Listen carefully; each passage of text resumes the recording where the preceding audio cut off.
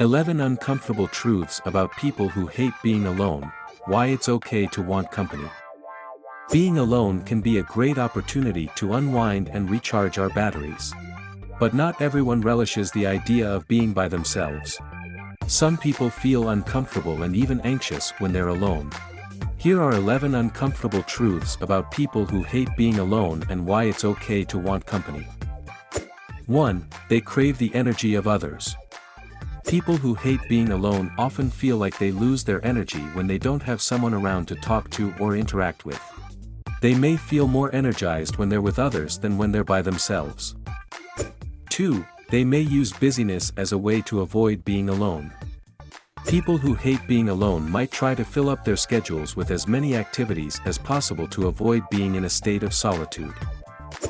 3. They may struggle with self-reflection. Being alone may force an individual to confront their thoughts and feelings, which can be uncomfortable. 4. They may fear being forgotten. People who fear loneliness might worry about being forgotten and discarded by the people around them. 5. They may feel like something is wrong with them. People who hate being alone might feel like there's something wrong with them for wanting the company of others. This is simply not true. 6. They may feel like they're not productive when they're alone. People who struggle with being alone may feel unproductive, wasting their time. But the truth is that relaxation and recharging is productive to our overall well-being.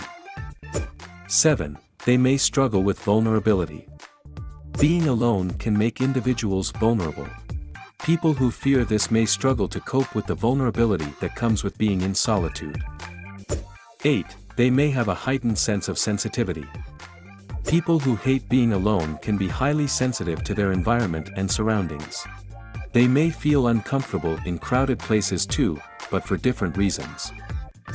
9. They may feel like a burden to others. People who have a fear of loneliness might feel like they're a burden to others for always wanting to spend time with them.